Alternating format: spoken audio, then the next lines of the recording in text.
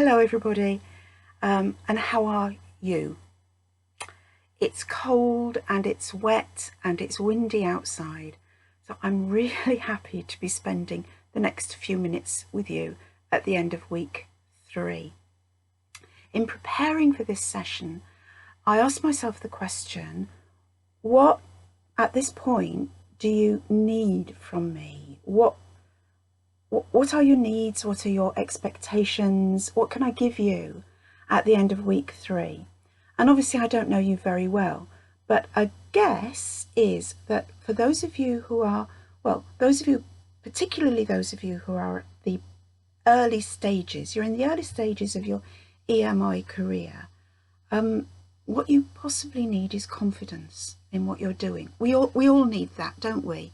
We all need to be confident in what we're doing in the classroom when we're working with our students. And it must be tremendously difficult for you to be teaching through a language that is not your first language. So a few things came into my mind, and one of the things that came into my mind was a question that someone had asked me. Well, I've been asked this several times actually. What is EMI teaching really? How is it different from just good teaching? And I think actually the answer is it isn't that different. Good teaching is good teaching. We've spoken about, for example, this week, think about Stephanie's lecture, her enthusiasm, her organisation. Think about chunking up the content of our lectures so that it's accessible for our students. Think about signalling and so on. And then at other parts of week 3, we've talked about dealing with large classrooms. If we've got a whole lecture theatre full of, say, 100 students, how do we manage that? And if students have different levels of language ability, how do we manage those issues? So my feeling is that good teaching is good teaching. It's just that there are certain aspects that we need to focus on in particular in our different contexts. And our context, what's brought us all together on this MOOC is EMI or EME, whichever we're going to call it. And also I'm reminded of the situation that we're in at the moment, that many of us over the past 6 months or so have had to learn new skills in order to be able to teach online. And when colleagues have put on training sessions for us about good practice in teaching online, they have very often highlighted the very self-same features that we highlight in our teaching in the EMI context. They talk about chunking and signalling and thinking about the learner and thinking about the slides that we use, the best presentation of our slides. They talk about perhaps stopping and giving students time to think, the use of silence, which is so important in the EMI classroom, giving students time to think, assimilate, make notes, ask questions, check with whoever's sitting next to them, about what has been said, how we deal with items of vocabulary, for example, that might be difficult for students. All of this good practice has been highlighted by my colleagues in training me to teach online, and yet they're the same things that I highlight when I'm talking about developing EMI, EME skills with groups of people such as you. So there's something going on here, isn't there? We're talking about good teaching, and at the heart of it, I think, is putting yourself in the learner's position, having empathy for the learner, making the learner the center of your work, and thinking, what can I do? What's the best ways of helping the learner to get the most out of what I'm trying to communicate to him or her. So it's that willingness to be empathetic and to make some guesses as to what's going on for the learners, and thinking about their needs, their emotions, and what might be going on for them in their world, and trying to make the best decisions that will help the learner in the situation you find yourself in.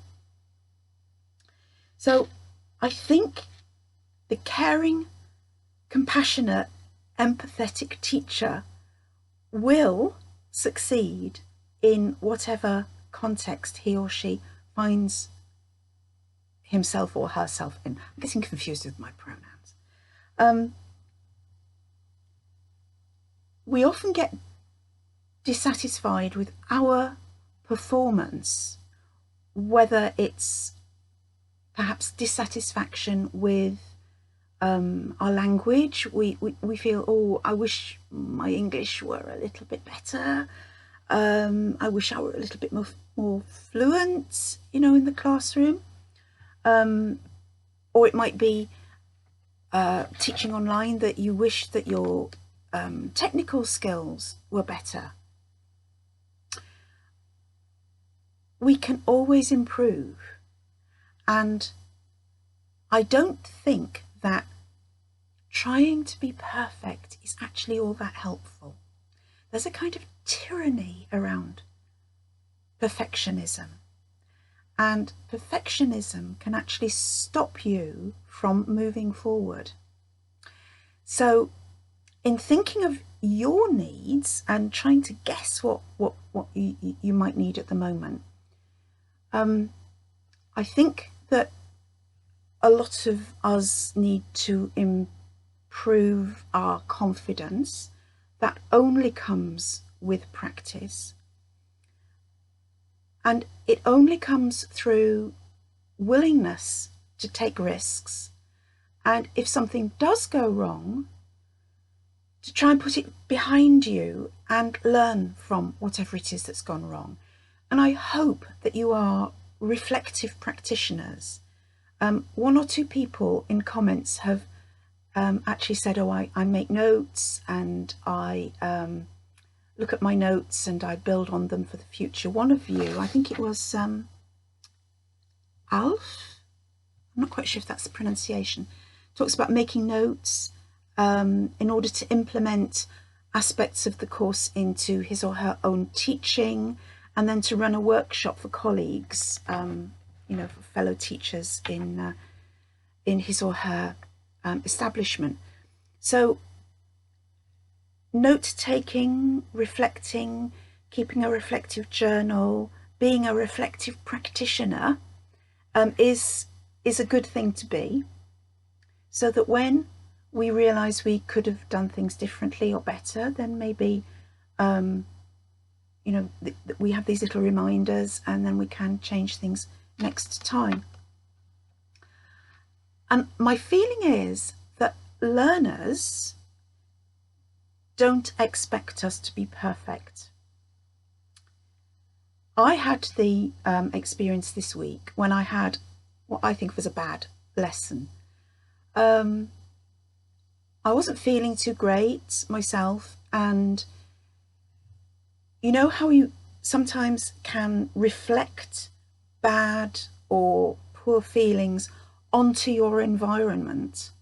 So I was teaching remotely, and what happened was that my broadband went down. I live in a slightly rural area, and the connectivity is not good. And lo and behold, the connection went down in the middle of a session. And it was embarrassing for me, So we had this really tricky situation in the middle of the session, which we retrieved and we got back together and so on. But the students were amazingly understanding. I felt bad, but it didn't seem to bother them all that much. And I wonder if for you, in a situation where perhaps you're not feeling all that brilliant that day, and perhaps you can't find your words, you're less fluent than on other occasions, do the students even notice? They might not notice, and even if they did notice, they wouldn't necessarily think of it as being evidence of you being a poor speaker or something. I think the majority of our students are on our side, and if things go a little bit wrong, a little bit haywire, I think they're very understanding. I'm not saying that, if my broadband goes down next week in the middle of the same kind of class with these things, I think the students might be a bit cross, but it's out of my control, isn't it? But when things go wrong, please don't take it on board so seriously. This is life.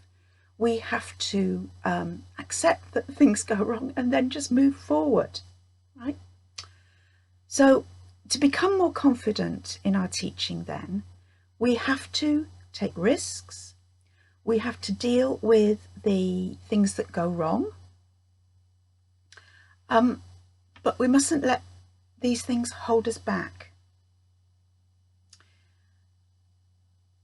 What I think I'm talking about is authenticity.